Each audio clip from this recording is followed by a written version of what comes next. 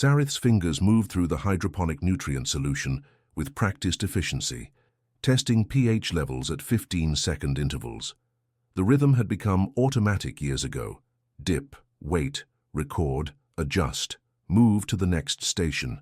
Her body knew the pattern so thoroughly that her mind could drift elsewhere, cataloguing the day's remaining tasks while her hands performed their function without conscious direction. The agricultural sector hummed with the constant white noise of filtration systems and grow lights, a sound that had shaped the backdrop of her entire life.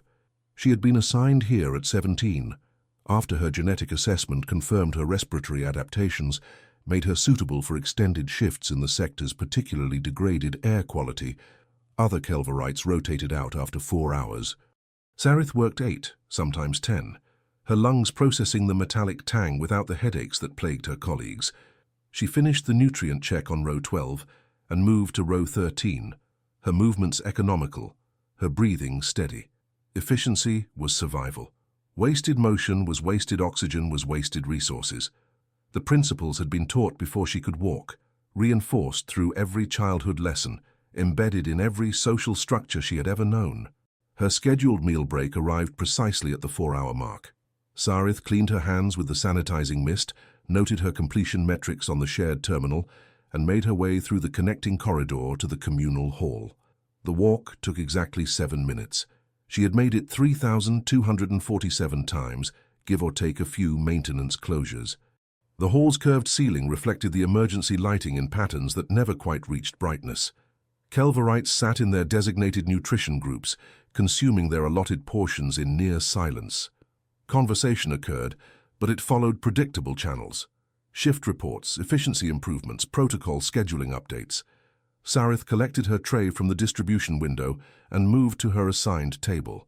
She ate methodically, her focus on the act of consumption rather than taste.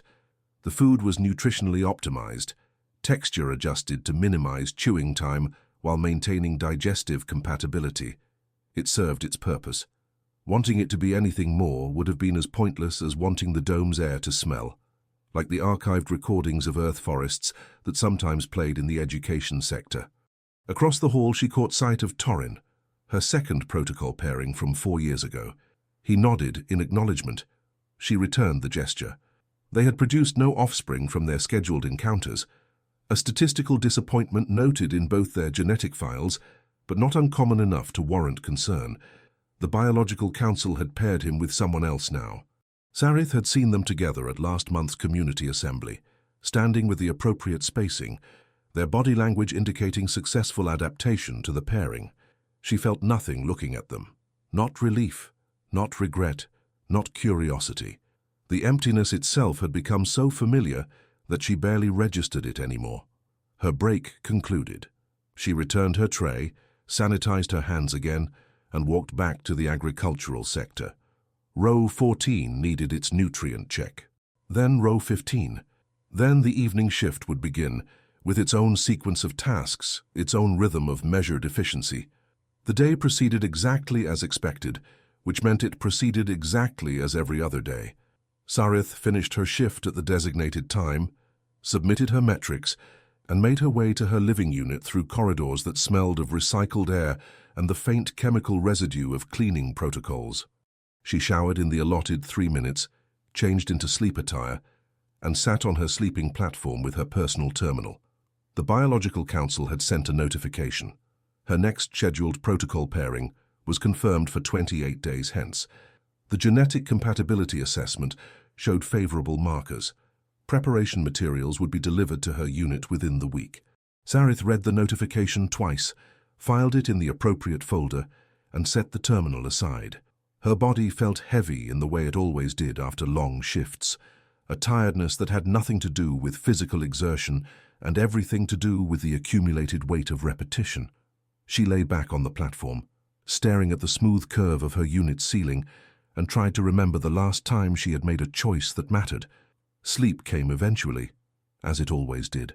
Dreamless, efficient, and precisely long enough to maintain optimal function. The alert reached Sarith's terminal during her second-hour nutrient check.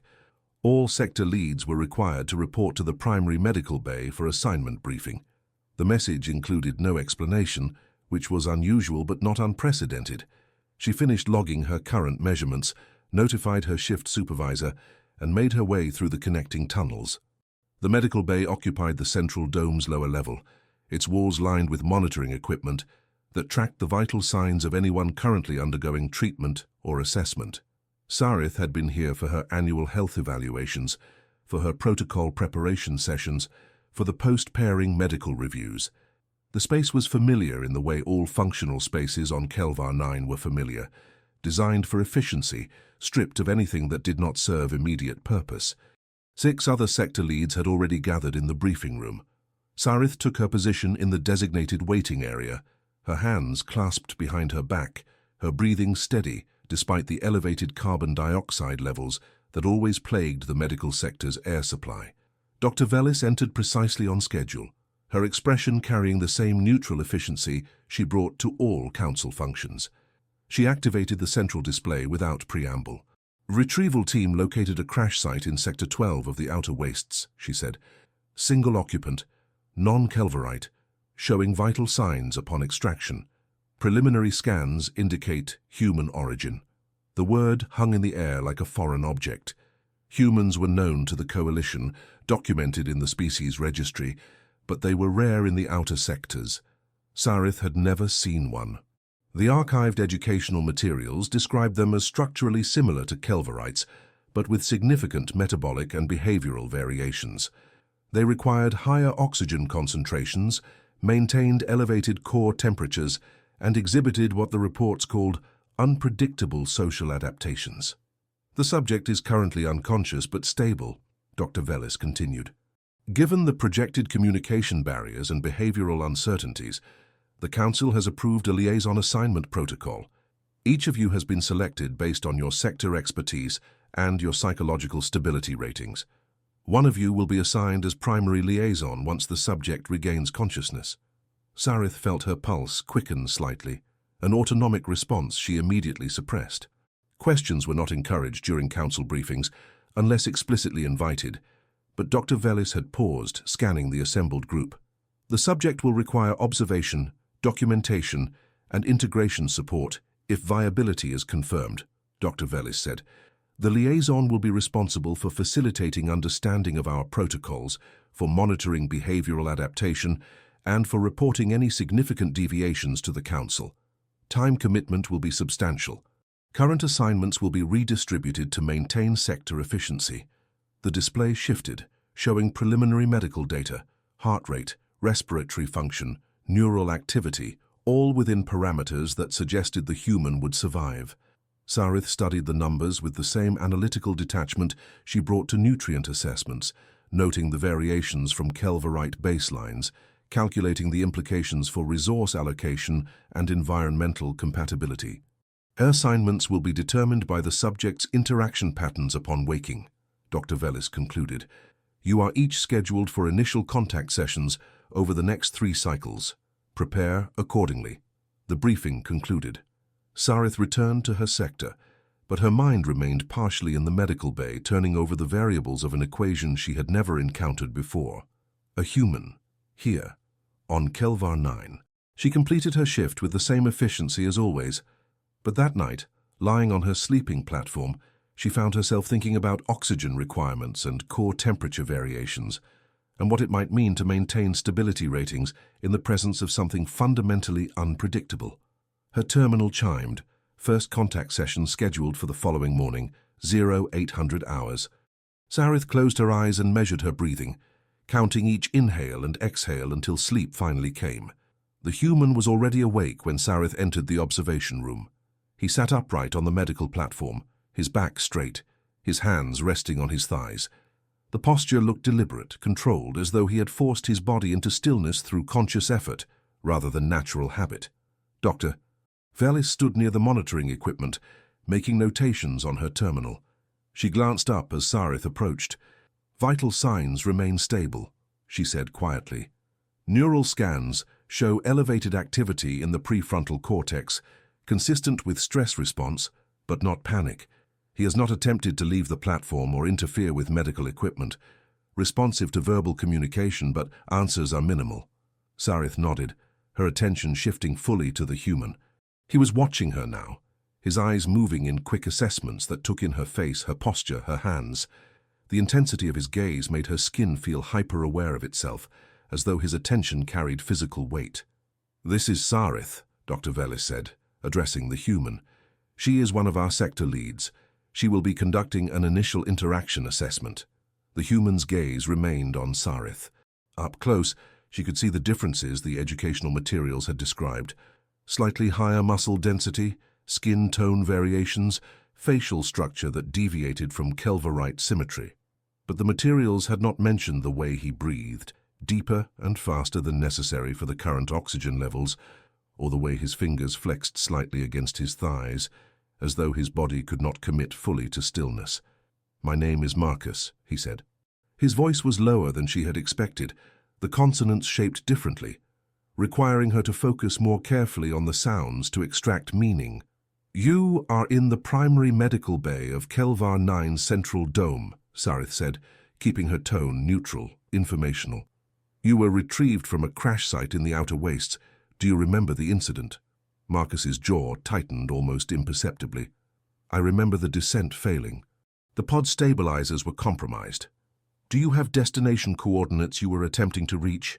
"I was conducting a survey of uninhabited systems in this sector." He paused. "I wasn't expecting to find anyone here." Dr. Velis made a notation. Sarith maintained her position, aware that her role in this moment was observation, documentation, the gathering of behavioral data that would inform the Council's decisions about how to proceed. "You will remain under medical observation until your physical condition is fully assessed," Sarith said. "If you are found viable for integration, you will be given sector assignment and protocol training. Do you have questions about these procedures?" Marcus's eyes had not left her face. She found herself conscious of her own breathing pattern, of the way her hands hung at her sides, of the 2-meter distance she maintained according to standard medical bay protocols. "What happens if I'm not found viable?" he asked. The question should have been simple. The answer was documented in a dozen different council policies, but something in the way he asked it, the slight edge in his voice, the way his shoulders had tensed, made Sarith aware that he already knew what the answer would be. He was testing something, her honesty, her compliance, her willingness to acknowledge what the protocols meant in practice. "You would be provided with resources to repair your vessel if possible," she said. "If repair is not feasible, alternative arrangements would be made." "Alternative arrangements?" He repeated the words slowly, tasting their weight. "Meaning exile." Dr. Velis's fingers paused on her terminal. Sarith felt the silence stretch, felt the weight of the human's attention pressing against her careful neutrality. "Kelvar 9's resources are calculated for specific population parameters," Sarith said.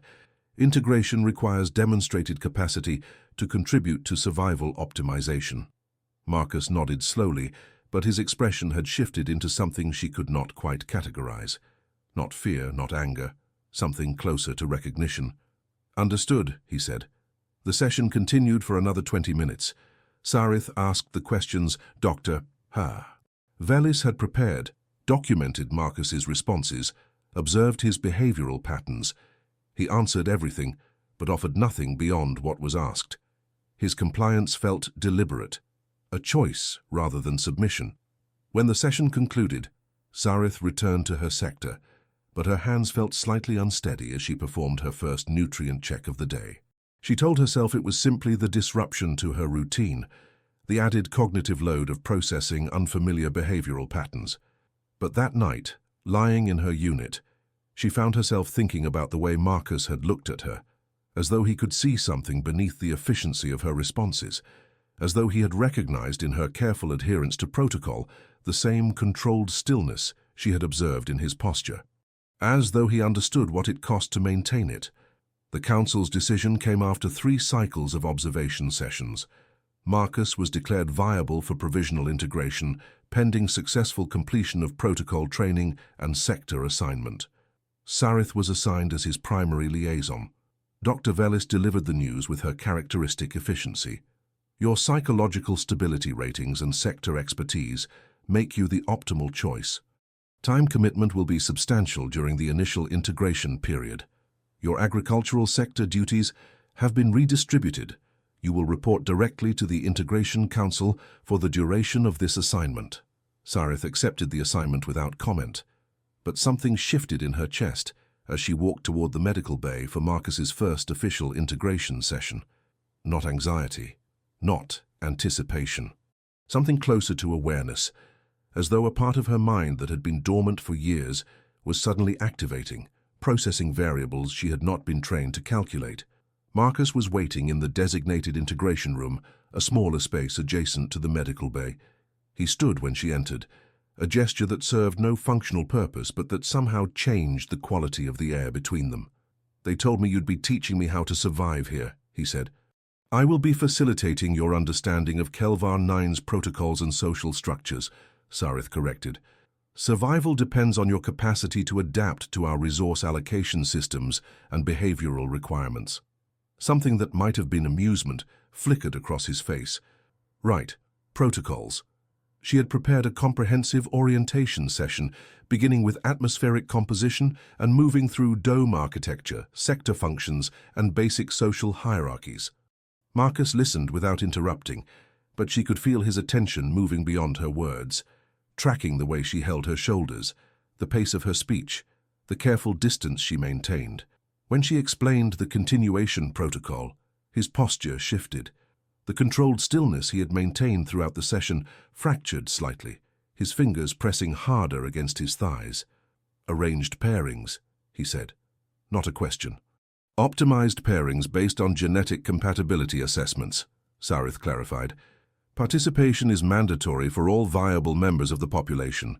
Reproduction is scheduled to maximize diversity while maintaining resource sustainability. And if someone refuses? Refusal of protocol participation is classified as refusal of community membership."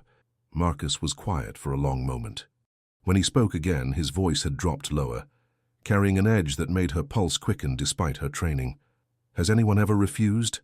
Sarith's throat felt tight. The answer was documented. The statistics were clear. In 400 years, only 17 individuals had refused protocol participation. 16 had chosen exile. 1 had chosen voluntary termination. "Yes," she said. "And you?" The question came quietly, but it landed with force. "Have you ever wanted to refuse?" The protocols were clear about appropriate boundaries during integration sessions. Personal disclosure was not recommended. Emotional engagement could compromise liaison objectivity. Sarith should have redirected the conversation, should have maintained her professional neutrality. Instead, she found herself holding his gaze, feeling the question resonate in a place she had learned to ignore. "Want is not a variable in survival calculations," she said finally. Marcus studied her face with that same intensity she had felt during their first contact session. Then he leaned back in his chair, his shoulders releasing some of their tension. "I think," he said slowly, "that might be the saddest thing I've ever heard." The session continued. Sarith covered resource allocation protocols, meal scheduling, sector assignments. But something had shifted between them, a hairline fracture in the careful professional distance she was supposed to maintain. When the session ended, Marcus stood to leave. He paused at the doorway, turning back to face her. "Thank you," he said, "for the honesty." Sarith remained in the integration room after he left, staring at the empty chair where he had sat, trying to identify the sensation expanding in her chest. It felt dangerous. It felt like recognition. It felt like the first breath after years of holding still. Marcus's sector assignment placed him in the lower agricultural maintenance division, working on equipment repair and system optimization. Sarith's liaison duties required her to accompany him during his first week, observing his adaptation to physical labor in degraded air quality and monitoring his behavioral integration.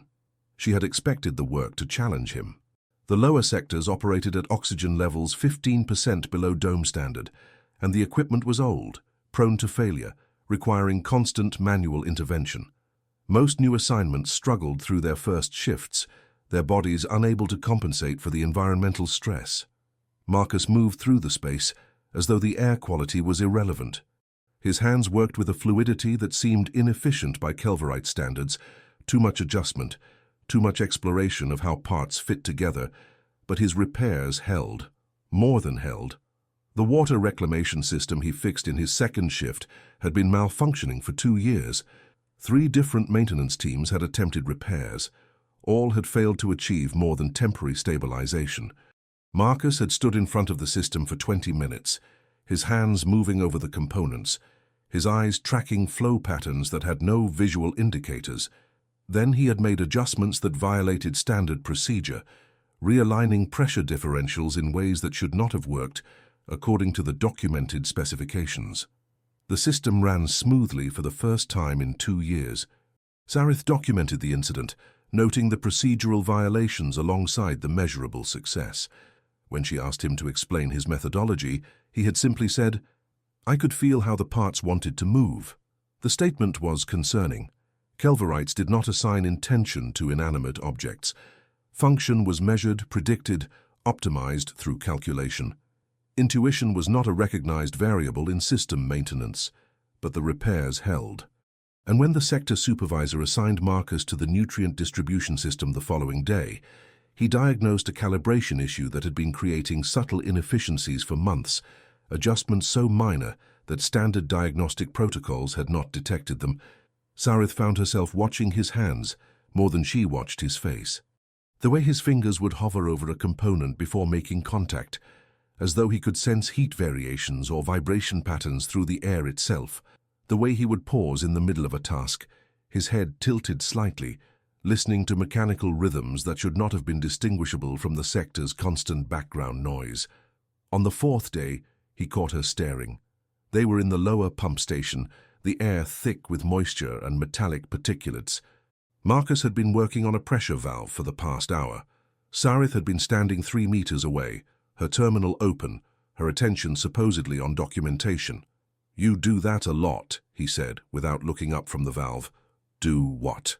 "Watch my hands." He glanced at her then, and she felt heat rise in her face, a physiological response she had not experienced in years. "I am observing your work methodology," she said, keeping her voice level. "Behavioral documentation is part of my liaison responsibilities." "Is that what you're documenting?" Something in his tone had shifted, carrying a quality she could not quite identify. "My behavior."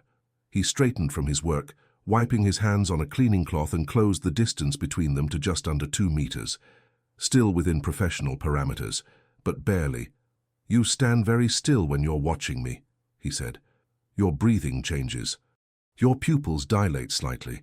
Your fingers press against your terminal harder than necessary." Sarith's throat felt tight. "You are making incorrect assumptions." "Am I?" He was close enough now that she could feel the warmth radiating from his skin, elevated body temperature that Kelverite physiology never reached. "Because I've been documenting your behavior too, and what I've documented is that you respond to me, physically, even when you're trying very hard not to." The words should have prompted immediate correction. She should have reasserted professional boundaries, should have reminded him that liaison relationships were strictly functional, should have created more distance between them. Instead, she found herself unable to move, her body hyper-aware of the space he occupied, of the way his breath moved faster than hers, of the pulse point visible at his throat. "That response," she said quietly, "is meaningless. Autonomic reactions do not indicate choice or preference." Marcus was quiet for a moment, his eyes searching her face. Then he stepped back, returning to his work on the valve. "If you say so," he said. But the words felt like a challenge. And that night, lying in her unit, Sarith found her hands trembling slightly as she tried to document the day's observations. Her report was clinical, factual, stripped of anything that might reveal the way her heart had accelerated when he closed the distance between them, the way part of her had wanted him to come closer. The weeks developed their own rhythm. Sarith's liaison duties kept her in proximity to Marcus for most of each day's cycle. She accompanied him through his sector assignments, documented his work, observed his interactions with other Kelverites. The council required weekly reports on his integration progress, behavioral patterns, and social adaptation. What she documented: Marcus's repair success rate exceeded sector averages by 37%. His verbal communication with colleagues was minimal but professional. He attended required community assemblies and meal periods without incident. His physiological markers remained stable, despite prolonged exposure to degraded air quality.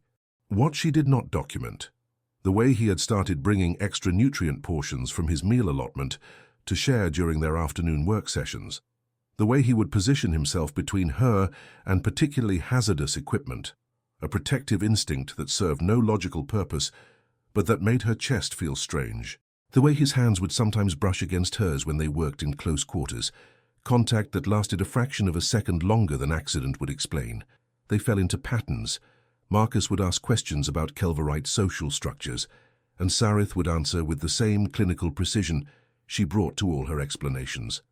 But the questions themselves had shifted, moving from functional inquiries about protocol requirements to something more personal. "Why do you work in the agricultural sector?" he asked one afternoon, while calibrating a nutrient flow system. "My respiratory adaptations make me suitable for extended shifts in degraded air," Sarith said. "That's why you were assigned there. I asked why you work there." The distinction felt dangerous. They are the same thing. Marcus's hands paused in their work. Are they? Sarith did not answer. But that night she found herself thinking about the question, about the difference between assignment and choice, about whether she would have selected agricultural work if selection had been possible. She did not know. The question itself felt foreign, like trying to imagine breathing a different composition of air. The following week, Marcus received his first continuation protocol notification. Sarith was present when the communication arrived, standing in the maintenance sector, while Marcus reviewed the message on his personal terminal. She watched his jaw tighten, watched his fingers grip the terminal's edge hard enough that his knuckles went white. "They want to schedule my first pairing," he said, his voice carefully neutral. "The Biological Council conducts genetic compatibility assessments for all viable population members," Sarith said, the explanation automatic. "Your genetic markers show favorable diversity coefficients." Favorable diversity coefficients. He repeated the word slowly, the way he did when he was trying to understand something that fundamentally did not make sense to him. "They want to use me for breeding." The bluntness of the statement made something twist in Sarith's stomach. The continuation protocol ensures population sustainability through optimized reproductive pairings. It is necessary for survival. Marcus set the terminal down with deliberate care. "And the woman they want to pair me with, does she get a choice? Do I?" Choice is not part of the protocol framework. Compatibility is determined through genetic analysis and psychological stability assessments. "That's not what I asked." Sarith felt the weight of his attention, the same intensity he brought to broken machinery, now focused entirely on her face. Her throat felt tight. "No," she said finally. "Neither of you chooses." Marcus was quiet for a long time. When he spoke again, his voice had dropped lower, carrying an edge that made her pulse quicken. "Have you ever wanted to choose?" he asked. "Who you're with? When? Whether at all?" The question was too personal. The answer was too dangerous. But Sarith found the words emerging despite her training. "Want is not encouraged under protocol structure," she said. "Desire creates inefficiency. Attachment complicates resource allocation. We are taught from childhood to separate physical function from emotional response." Taught? Marcus moved closer, and suddenly they were standing within a meter of each other, close enough that she could see the slight elevation of his pulse in his throat, could feel the warmth radiating from his skin. "But you can't teach away what someone feels. You can only teach them to pretend they don't feel it." Sarith's hands had started trembling. She pressed them against her sides, trying to maintain the stillness that protocol required. "What I feel," she said quietly, "has no relevance to survival optimization." Marcus's hand rose slowly, giving her time to step back, to re-establish professional distance. She did not move. His fingers touched her jaw, the lightest contact, his skin warm against hers. "I think," he said softly, "what you feel is the only thing that actually matters." Her breath had stopped. The entire world had narrowed to the point of contact, to the impossible warmth of his touch, to the way her body was responding without her permission. Then footsteps echoed in the corridor outside. Marcus's hand dropped. Sarith stepped back, her heart pounding, her face flushed with heat that had nothing to do with environmental temperature. A maintenance worker entered the sector, nodded acknowledgement, and moved to a different station. The moment fractured. Sarith made some excuse about needing to file reports and left the sector with her hands still shaking. That night, she lay in her unit and pressed her fingers to her jaw, trying to recreate the sensation of his touch, trying to understand why something so brief had felt like the first real thing she had experienced in her entire life. The Biological Council required Marcus's attendance at a continuation protocol ceremony as part of his cultural integration training. Sarith was assigned to accompany him, to explain the ritual significance and document his responses. The ceremony took place in the Central Dome's ritual chamber, a space reserved for formal protocol pairings. Sarith had attended dozens of these ceremonies, her own 3 pairings, plus the mandatory community observations that reinforced social cohesion through collective witness. The chamber's architecture was designed for efficiency. Observation galleries ringed the central platform where pairings took place. The lighting was calibrated for optimal documentation without creating harsh shadows. Everything was measured, controlled, optimized for the successful completion of reproductive protocols. Sarith and Marcus stood in the witness gallery among 24 other observers. The couple on the platform moved through the prescribed ritual with practiced efficiency. The formal acknowledgement of genetic compatibility, the verbal confirmation of protocol participation, the measured physical contact that followed documented procedures designed to maximize conception probability while minimizing emotional attachment. Sarith had watched this ritual countless times. She had participated in it herself. The clinical nature of the coupling had always seemed appropriate, even necessary. Emotion would only complicate what needed to remain functional. But standing beside Marcus, feeling the heat of his body in the confined space, she became suddenly acutely aware of what the ritual lacked. There was no tenderness in the couple's touch, no hesitation or exploration, no moment where they simply looked at each other as though the other person mattered beyond their genetic markers. Marcus's breathing had changed. She could hear it quickening, could see his hands gripping the gallery railing with enough force to whiten his knuckles. His jaw was tight, his shoulders rigid with tension. When his arm brushed against hers in the confined space, Sarith felt her own pulse spike. The contact lasted perhaps 3 seconds. She thought about it for 3 days afterward. The ceremony concluded. The couple separated with the same efficiency they had brought to their coupling. Documentation was filed. The observers dispersed. Sarith and Marcus walked back through the connecting corridors in silence. "Is that what it was like?" Marcus asked finally, his voice rough. "Your pairings?" Sarith's throat felt tight. "The protocol is the same for all participants." "That's not what I asked." They had reached a less traveled section of corridor, the lighting dimmer here, the air carrying the perpetual metallic tang. Marcus stopped walking. Sarith stopped too, turning to face him. "Yes," she said quietly, "that is what it was like." Something in Marcus's expression cracked. Jesus Christ, Sarith. She did not understand the phrase, some human exclamation, religious or emotional, but she understood the tone, the horror and grief woven through it. "It serves its purpose," she said, trying to maintain the clinical distance that had always protected her. "Reproduction is necessary." Emotion is what makes it mean something," Marcus interrupted. "Without it, you're just biological functions, optimized mechanical processes." "We are biological functions," Sarith said. "Survival requires us to accept that."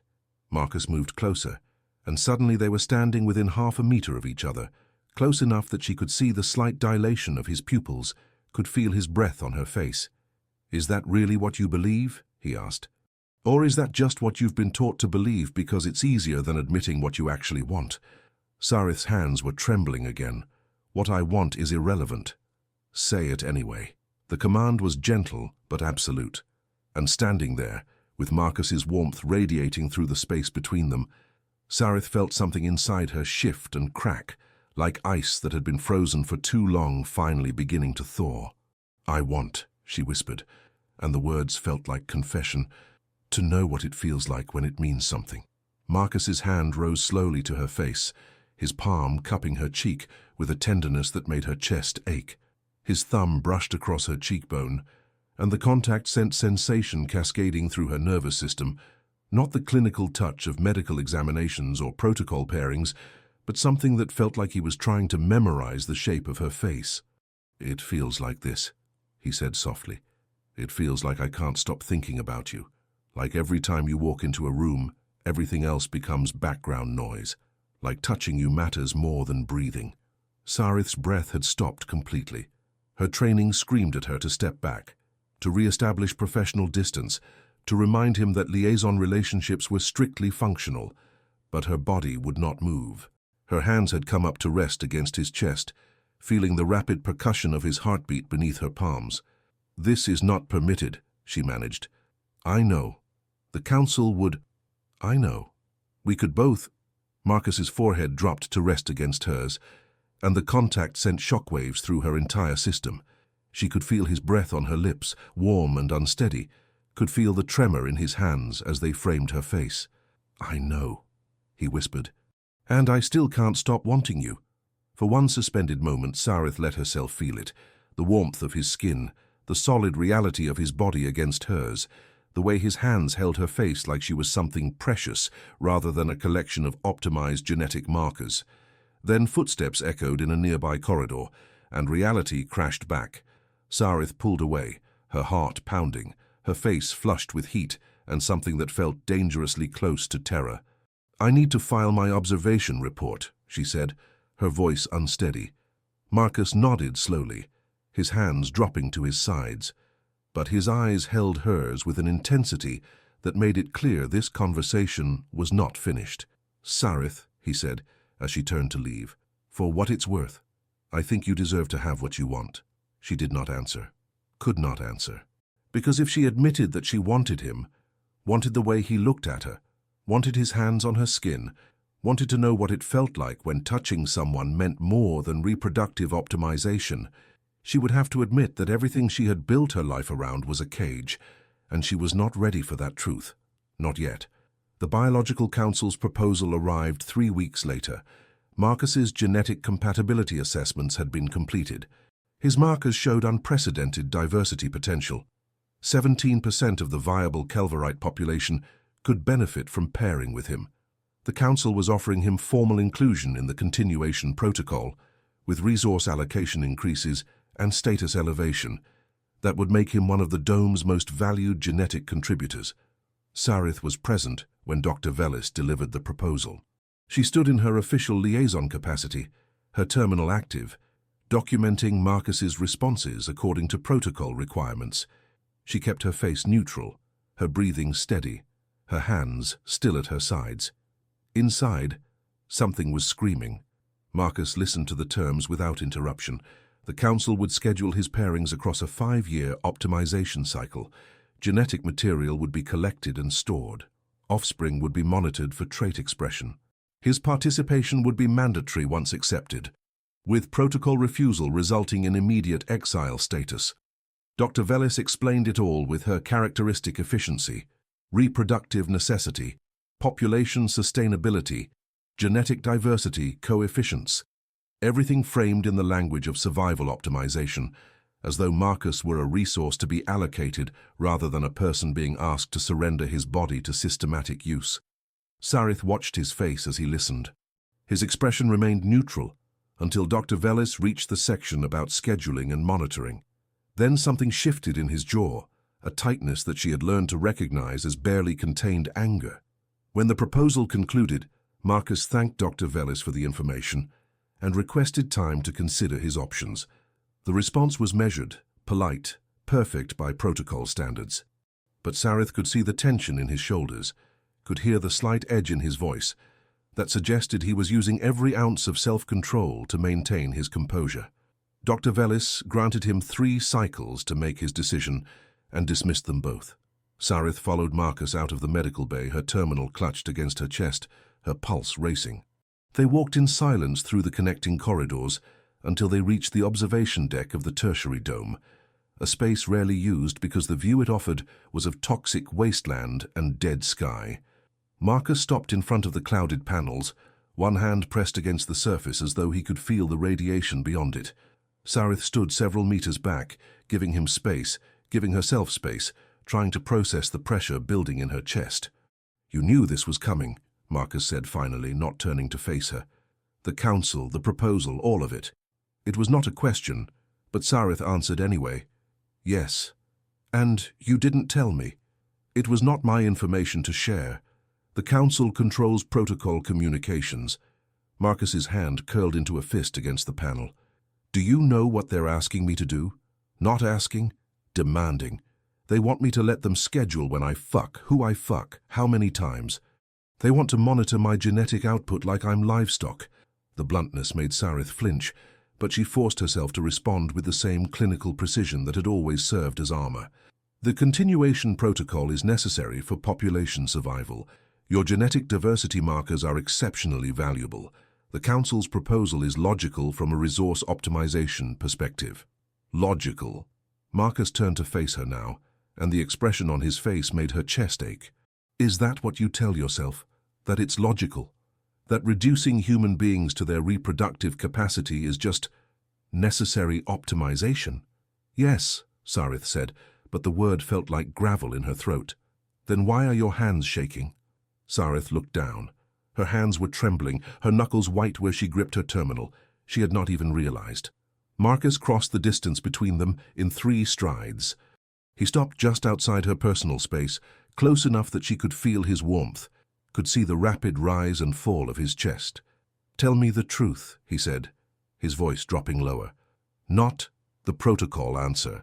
Not what you're supposed to say. The actual truth. Do you think what they're asking me to do is right?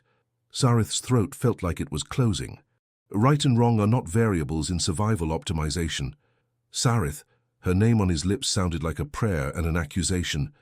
Please. The word broke something inside her. She looked up at him, at the way he was watching her face, like her answer actually mattered to him, like she was more than just a liaison facilitating his integration. No, she whispered, I don't think it's right. Marcus's breath released in a rush. His hand came up slowly, giving her time to step back, to re-establish the professional distance that protocol required. She did not move. His fingers touched her face with the same tenderness he had shown in the corridor weeks ago. His thumb traced the line of her cheekbone, and Sarith felt her eyes begin to burn with something that might have been tears. Have you ever cried? Marcus asked softly. Since you were a child? Sarith's breath hitched. Crying serves no functional purpose. That's not what I asked. She tried to remember, tried to think of a single moment in her adult life when she had allowed herself the release of tears. Nothing came. The emptiness was absolute. No, she said finally. Marcus's forehead dropped to rest against hers, and the contact sent shock waves through her system. His hands framed her face, his thumbs moving in slow patterns against her skin. I'm going to refuse, he said quietly. The protocol, the pairings, all of it. Terror spiked through Sarith's chest. They will exile you. I know. You will die out there. Probably. Then why?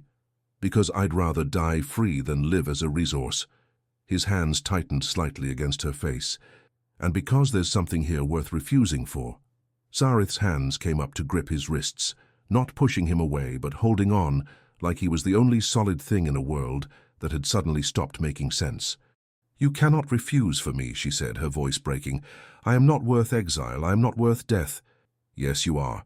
Marcus pulled back just enough to meet her eyes. You are worth everything. But more than that, you deserve to believe you're worth everything. You deserve to want things, to choose things, to be more than your genetic markers and your respiratory capacity. A sound escaped Sarith's throat, something between a laugh and a sob. I do not know how to be more than that.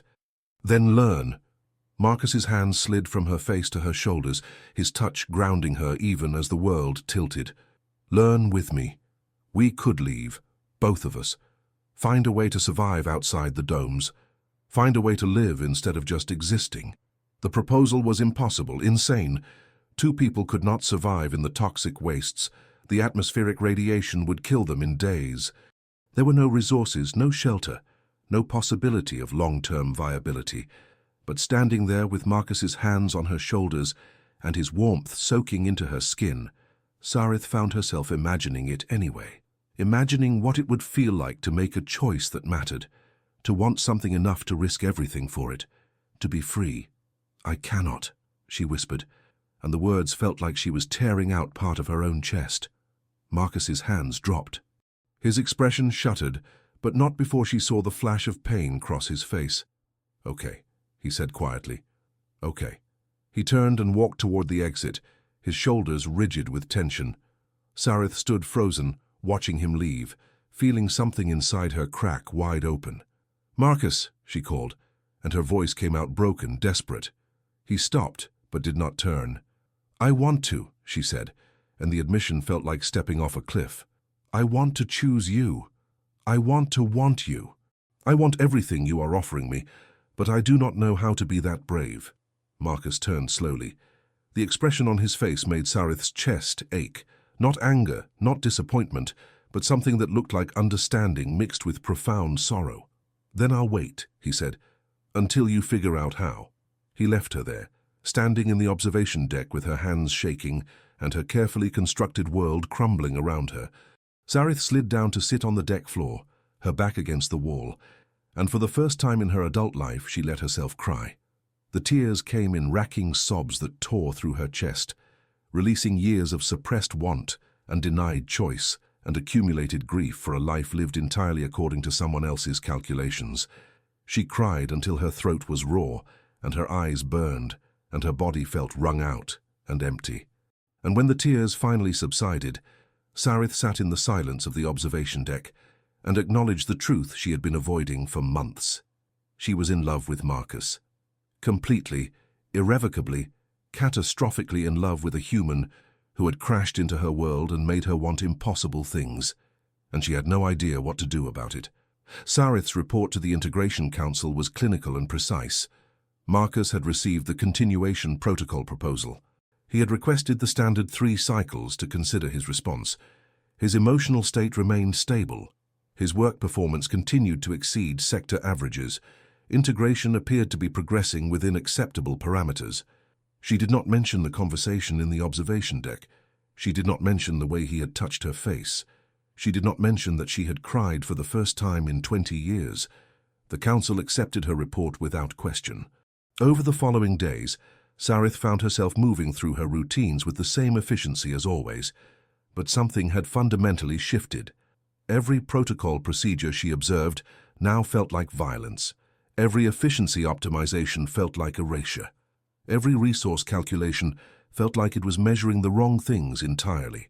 She watched her colleagues move through the domes with their careful energy conservation and measured interactions, and she wondered if any of them had ever wanted something beyond their assignments, if any of them had ever looked at another person and felt their entire world narrow to the space between two bodies, if any of them had ever been brave enough to acknowledge it. Marcus's 3 cycles were ending. Sarith had not seen him since the observation deck. He had submitted a formal request for minimal liaison contact, citing a need to focus on his integration work without additional oversight. The council had approved the request. Sarith told herself it was better this way. Distance would allow her to regain perspective, to remember her training, to reconstruct the careful neutrality that had protected her for so long. But at night, lying in her unit, she found herself touching her face where his hands had been, trying to recreate the sensation of his warmth against her skin. The council convened to receive Marcus's decision on the morning of the final cycle. Sarith was required to attend in her liaison capacity.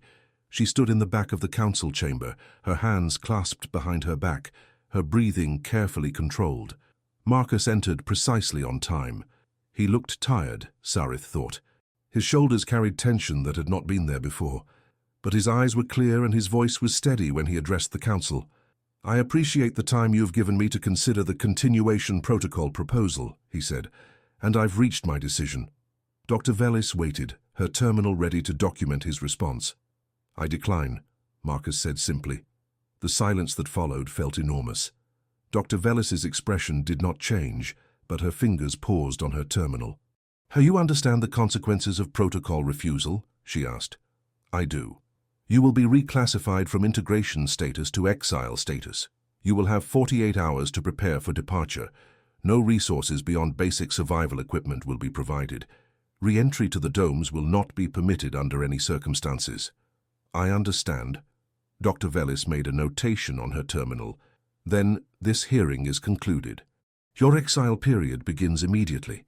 Marcus nodded once and turned to leave. His eyes found Sarith's across the chamber, and the expression on his face made her chest feel like it was being compressed in a vice. Then he was gone, and Sarith stood in the council chamber with her hands shaking, and her carefully maintained composure fracturing into pieces.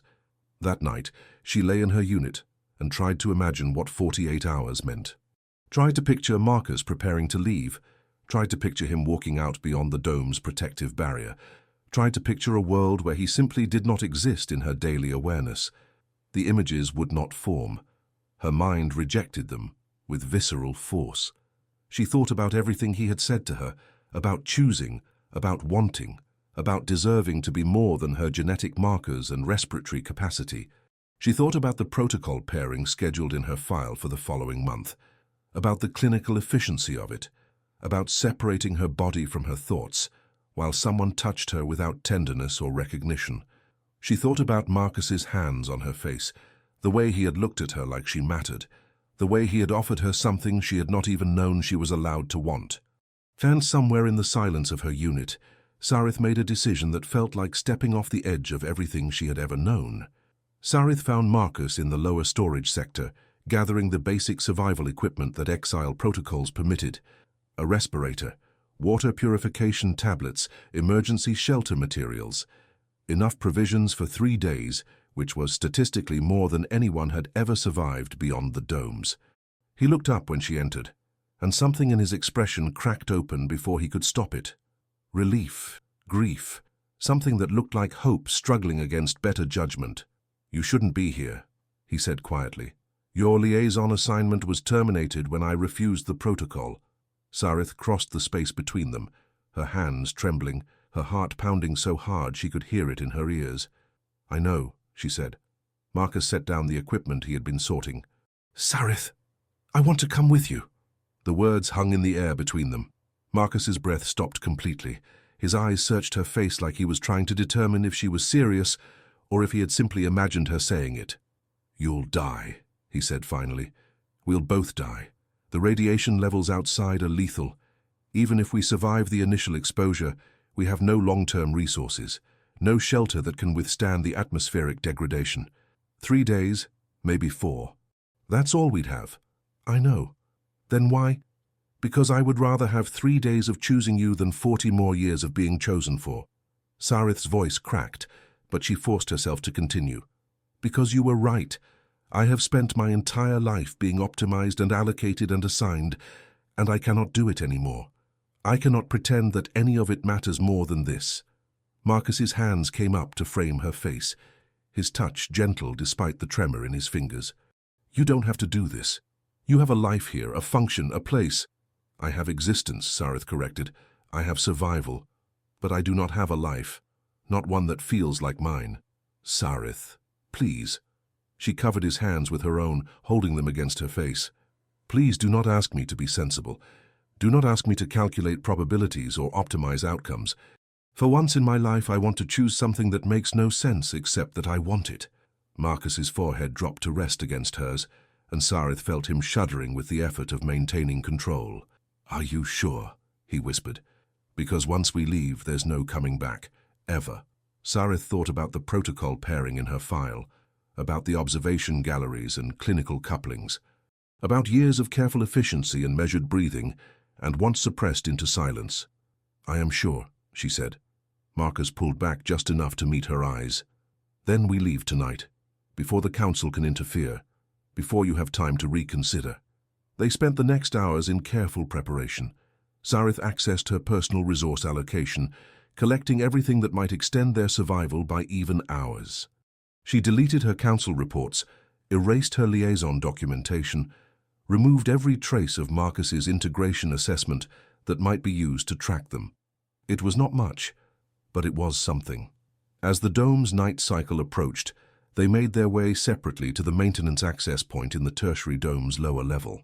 The exit protocols were minimal here. Few people had reason to use this sector, and the assumption was that no one would be foolish enough to attempt unauthorized departure. Marcus was already waiting when Sarith arrived. He had the survival equipment distributed between 2 packs, had calculated the optimal route through the least irradiated sections of the waste. It would buy them maybe an extra day. Last chance, he said quietly, offering her one of the packs. You can still turn back. Sarith took the pack and settled it across her shoulders. The weight of it felt real and solid, the first choice she had ever made that she could actually carry. I am not turning back, she said. Marcus's hand found hers in the dim lighting. His fingers wove through hers, warm and solid and real. Then let's go find out what 3 days of freedom feels like, he said. They keyed open the maintenance access together. The airlock cycled. The outer door opened onto the toxic wasteland beyond the dome's protection, and Sarith walked through it, hand in hand with Marcus, choosing death over the half-life she had been living, choosing him, choosing herself, choosing the impossible possibility that maybe, somehow, freedom was worth whatever it cost. The air beyond the dome tasted like metal and burnt plastic, and something that made Sarith's lungs protest with every breath, despite the respirator's filtration. The sky was the wrong color, toxic orange streaked with chemical green from atmospheric degradation. The ground beneath their feet was cracked and lifeless, soil that had not supported growth in 4 centuries. It was the most beautiful thing Sarith had ever seen, because it was her choice, because she was here because she wanted to be, not because some council had calculated her optimal positioning. They walked through the first night, Marcus navigating by the stars that were still visible through the atmospheric haze. Sarith's respiratory adaptations helped, but even she could feel the degraded oxygen levels affecting her stamina. They stopped periodically to rest, to conserve energy, to ration the water supplies they had brought. During one of these stops, sitting in the shelter of a broken rock formation, Marcus pulled Sarith against his side. She went without hesitation, tucking herself into the warmth of his body, learning the shape of him through layers of protective clothing. Tell me something, Marcus said quietly. Something about you that wasn't in the council files. Something that's just yours. Sarith thought for a long moment. It was harder than it should have been to think of something that belonged only to her, something that existed outside her assigned function. I used to count my heartbeats, she said finally. During the protocol pairings, I would focus on the rhythm of my pulse and count each beat until it was over. I got up to 3,847 once. Marcus's arm tightened around her shoulders. Jesus, Sarith. It helped, she said. The counting. It made it feel like there was still something that belonged to me, even if it was just numbers in my head. Marcus turned her gently in his arms until she was facing him. His hands came up to frame her face with that same tenderness that always made her chest ache. You deserve so much better than that, he said. You deserve to be touched like you matter, like every part of you is precious. Sarith's breath caught. I do not know what that feels like. Then let me show you. Marcus's lips found hers in a kiss that started gentle and deepened slowly, giving her time to adjust, to learn this new language of want, expressed through contact. Sarith had been kissed before during protocol pairings, but it had been clinical, purposeful, a means to an end. This was different. This was Marcus's hands in her hair, his breath mixing with hers, his body pressing against hers like he was trying to memorize every point of contact. This was Sarith's hands gripping his shoulders, her heart racing, her body responding to his touch with a hunger she had spent years denying. When they finally pulled apart, both breathing hard, Marcus rested his forehead against hers. Okay? He asked quietly. Sarith's answer came out as a shaky laugh. Better than okay. They spent that night wrapped around each other in the shelter of the rocks, learning the shape of each other's bodies through touch and proximity.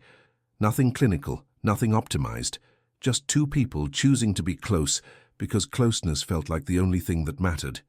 The second day brought more walking, more rationing of limited supplies, more awareness that their time was running out.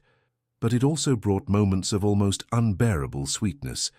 Marcus finding a patch of preserved lichen and bringing it to show Sarith with the excitement of a child discovering treasure.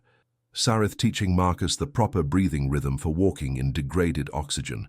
Both of them laughing at nothing, at everything, at the sheer impossible absurdity of choosing exile together. On the third night, they found shelter in the remains of an old structure, something that might have been a way station before the atmospheric collapse. The walls were mostly intact, offering protection from the worst of the radiation.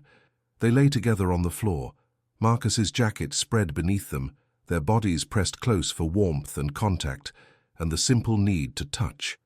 "Do you regret it?" Marcus asked quietly. "Leaving?" Sarith thought about the question seriously, about everything she had given up, about the certainty of her impending death. "No," she said finally. "These 3 days with you have been more real than all the years before combined." Marcus's hand found hers in the darkness, his fingers weaving through hers. "I love you," he said. "I need you to know that, in case we don't have much time left." Sarith turned to face him, her hand coming up to rest against his chest, feeling the steady percussion of his heartbeat. "I love you too," she said, and the words felt like the truest thing she had ever spoken. They made love that night with a tenderness that made Sarith understand, finally, what intimacy was supposed to feel like.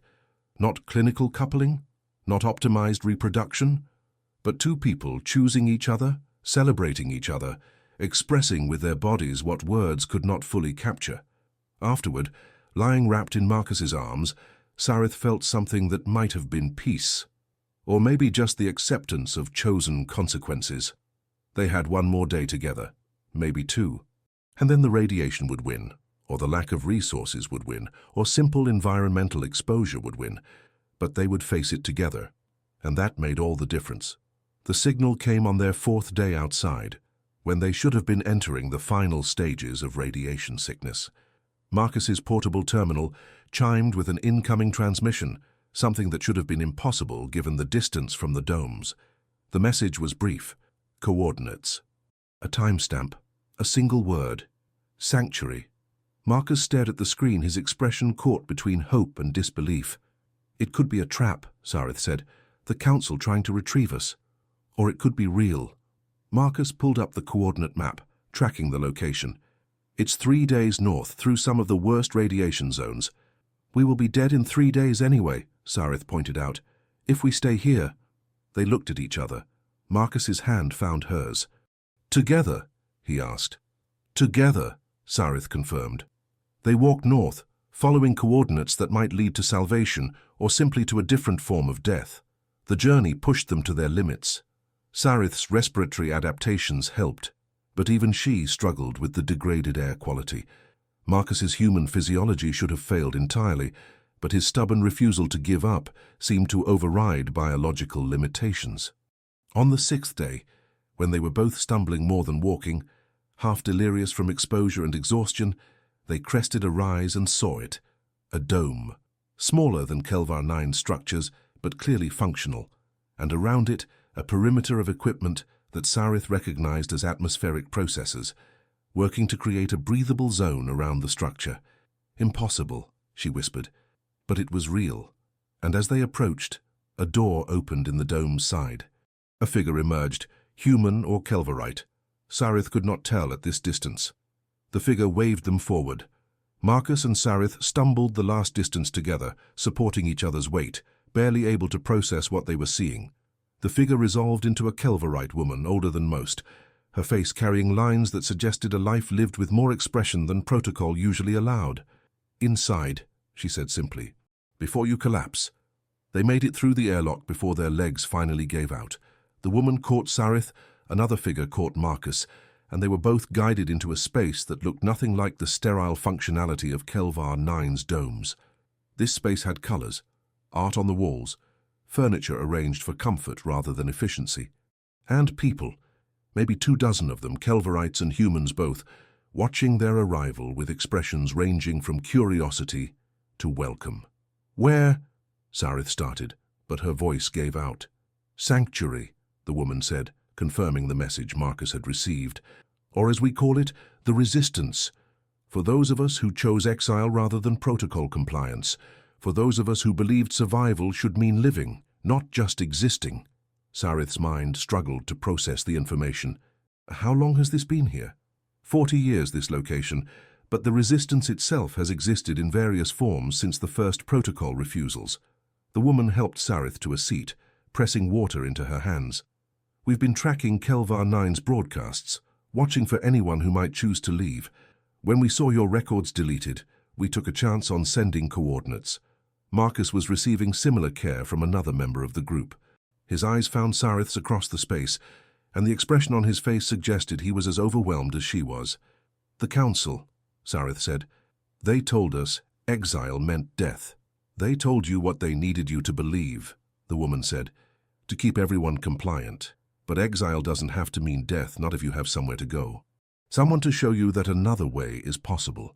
Over the following hours, as Sarith and Marcus recovered from their journey, they learned about the resistance, about the network of small communities scattered across the toxic wastes, each one maintained by people who had chosen freedom over protocol compliance, about the atmospheric processes that created small breathable zones, about the food cultivation and water reclamation systems that made long-term survival possible, about the couples who lived together by choice rather than genetic compatibility assessment, about the children raised with love instead of optimization protocols, about lives built around meaning instead of mere survival.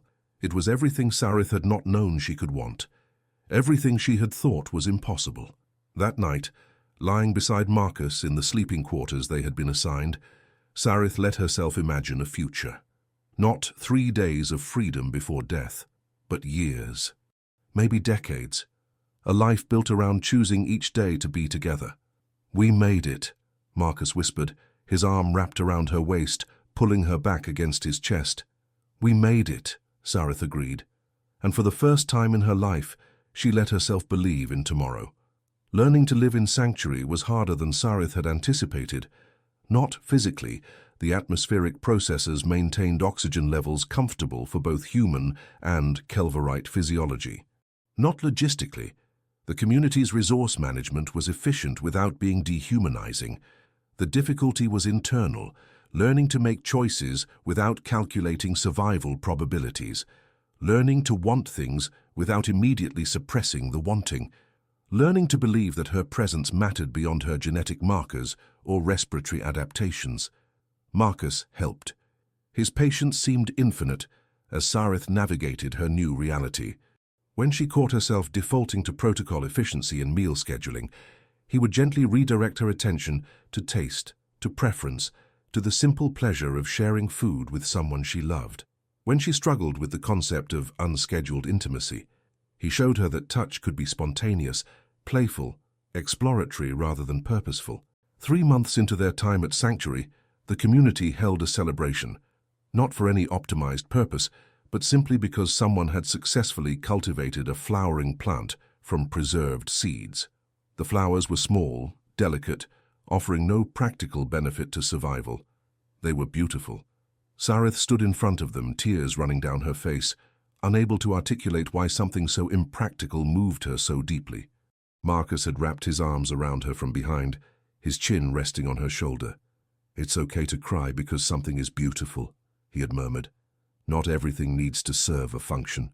That night, Sarith had made love to Marcus without any thought of reproduction or optimization or genetic compatibility. She had touched him because touching him felt like joy, because his skin under her hands was warm and real, because his breath catching as she explored his body made her feel powerful and tender at the same time, because she wanted to, and wanting was allowed here. 6 months in, the Resistance Council asked if Sarith and Marcus wanted to formalize their pairing, not through genetic assessment or protocol requirements, through ceremony, through public declaration that they chose each other. Sarith had not known how to answer. The concept of choosing a permanent bond felt terrifying and exhilarating in equal measure. "You don't have to decide right now," Marcus had said, his hands gentle on her face. "We don't have to decide ever if you don't want to. I love you regardless of formalization or ceremony." But Sarith found herself thinking about it, about what it would mean to stand in front of this community and say, "Yes, this person, this specific human being, matters more to me than optimization or efficiency or genetic diversity coefficients." It would mean claiming her own life, fully, without reservation. It would mean believing she deserved to be chosen, and that her choosing in return had value. 1 week before the proposed ceremony date, Sarith woke in the middle of the night cycle, her chest tight with something that felt like panic. Marcus stirred beside her, immediately alert. "Nightmare?" he asked softly. "I do not know if I can do this," Sarith whispered. "The ceremony, the choosing. What if I'm not capable of—" Marcus shifted to face her fully, his hands finding hers in the darkness. "Of what?" Of being enough, without my function, without my assigned purpose. What if there is nothing underneath all the protocol training? What if I am just empty? Marcus was quiet for a moment. Then he brought her hand to his chest, pressing her palm flat against his heart. "Do you feel that?" he asked. Sarith nodded, feeling the steady percussion of his heartbeat. "That speeds up when you walk into a room," Marcus said. "My breathing changes when you touch me. I smile at nothing when I think about something you said 3 days ago. You make me feel things I didn't know I was capable of feeling." His hand covered hers, holding it against his chest. "You are not empty, Sarith. You are full of everything you were never allowed to express, and watching you learn to express it has been the greatest privilege of my life." Sarith felt tears sliding down her face again, but they were different tears than the ones she had cried in Kelvar 9's observation deck. These tears felt like release instead of grief. "I want to do the ceremony," she said. "I want to choose you publicly, permanently, with witnesses." Marcus's smile was visible even in the darkness. "Then we'll do the ceremony." The day arrived with a clarity Sarith had never experienced before. No calculations, no optimization, just a simple truth. She loved Marcus and she wanted the world to know it. They stood together in Sanctuary's common area, surrounded by people who had also chosen freedom over protocol. The ceremony itself was brief, focused on the only things that mattered: their commitment to each other, their choice to build a life together, their recognition that love was worth more than survival. When it came time for Sarith to speak, she found words she had not known she possessed. "I was taught that choice was inefficient," she said, her voice steady despite the emotion filling her chest. "That wanting was wasteful, that survival required the suppression of individual desire. But Marcus taught me that survival without desire is not living. And I choose to live, I choose him. I choose us. Every day for as long as I have days remaining." Marcus's vows were simpler but no less powerful. "I choose you, not because some council calculated our compatibility, but because you make me want to be better, because your courage inspires me, because I cannot imagine a future that does not include you." They sealed the ceremony with a kiss that felt like a promise and a celebration, and the beginning of something Sarith was finally allowing herself to believe in. Afterward, in the privacy of their quarters, Marcus held her close and whispered, "No regrets." Sarith thought about Kelvar 9, about the life she had left behind, about all the years of careful efficiency and suppressed wanting. "No regrets," she confirmed. "Only gratitude that I found the courage to leave."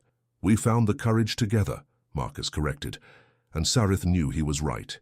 They had saved each other, given each other permission to want more than mere survival, chosen each other when choosing should have been impossible. It was the most optimized outcome of all, just not in any way the council would have recognized. So 1 year after their arrival at Sanctuary, Sarith stood in the cultivation sector, her hands in the soil, helping to plant new seedlings. The work was familiar. She had spent years in Kelvar 9's agricultural sector, but everything about it felt different. Here she chose when to work. She chose which plants to cultivate. She worked alongside Marcus, their shoulders brushing as they moved down the rows, and the contact made her smile instead of triggering protocols about appropriate physical distance. "You're getting dirt on your face," Marcus observed, amusement in his voice. Sarith reached up to wipe her cheek, only to spread more soil across her skin.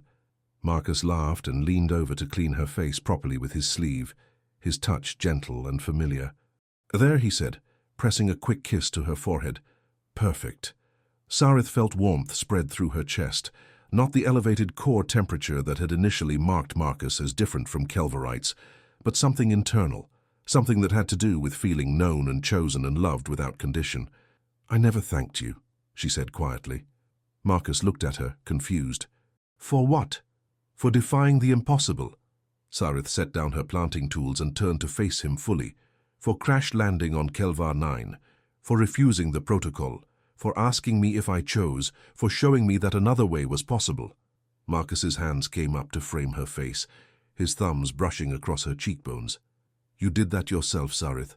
I just asked the question. You're the one who had the courage to answer honestly." "We did it together," Sarith corrected, echoing his words from their ceremony. Marcus smiled and pulled her into a kiss that tasted like soil and sweat and the promise of growing things.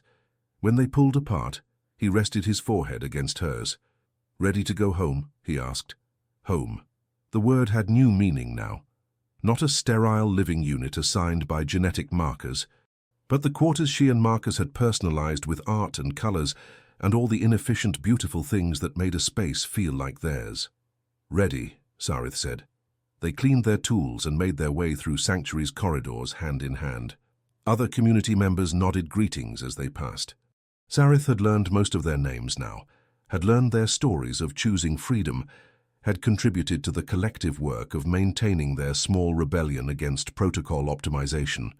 In their quarters, they showered together, another inefficiency that Sarith had learned to love, the simple intimacy of shared water and touch without purpose beyond closeness. Afterward, they lay together on their sleeping platform, Marcus's arms wrapped around Sarith, her head resting on his chest where she could hear his heartbeat. "I have been thinking," Sarith said quietly, "about the monitoring stations." Marcus's hand paused in its gentle movement through her hair. The Resistance maintained observation posts near Kelvar 9 and other protocol-governed domes, watching for others who might choose exile, ready to send coordinates to Sanctuary when the opportunity arose. "You want to volunteer for monitoring duty," Marcus said. "Not a question." "I want to help others find what we found," Sarith clarified. "I want to send coordinates to people who are still counting heartbeats during protocol pairings, still pretending they don't want more than survival. I want to show them that defying the impossible is possible." Marcus was quiet for a moment. Then he shifted to look at her face, his expression serious. "It would mean extended time away from Sanctuary," he said. "Monitoring rotations are 6 weeks minimum, and it's dangerous. If Kelvar 9's council ever discovers the monitoring stations, they would likely attempt retrieval and forced reintegration." "I know," Sarith said. "But I also know what it felt like to believe exile meant certain death, to think that protocol compliance was the only option. If I can help even one person understand that another way exists, it would be worth the risk." Marcus studied her face for a long moment. Then he smiled, and the expression carried pride alongside love. "Then we volunteer together," he said. 6 weeks on, 6 weeks off. You watch for Kelvarite refusals. I'll watch for humans. And we'll both send coordinates to anyone brave enough to choose freedom." Sarith felt tears prick her eyes again. After a year at Sanctuary, she had learned that crying could express joy as easily as grief. That emotional release was not weakness, but honesty. "I love you," she said simply. "I love you too," Marcus replied. "And I am so fucking proud of who you've become." Sarith thought about the person she had been a year ago, the careful efficiency, the suppressed wanting, the belief that her value existed only in her genetic markers and respiratory capacity. She thought about the person she was now, still learning to choose, still navigating the difference between survival and living, but growing, changing, becoming someone who believed her choices mattered. "I am proud of who I am becoming too," she said. They fell asleep, wrapped around each other, the way they did every night. And in the morning, they would submit their names for monitoring station duty. They would continue the work of defying the impossible.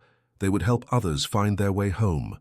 Because Sarith had learned the most important truth. Home was not a location assigned by protocol. It was not optimization or efficiency or genetic compatibility. Home was choosing to be with someone who saw you completely and loved you anyway. Home was the courage to want something beyond mere survival. Home was the daily practice of building a life that mattered, because you had chosen to build it. Home was Marcus's hand in hers. Home was the community that had welcomed them. Home was the impossible future they were creating together, one choice at a time. And watching Marcus wake beside her, watching his eyes open and his face light up with recognition and love, Sarith knew with absolute certainty she had found her way home. And she would spend the rest of her life helping others find theirs.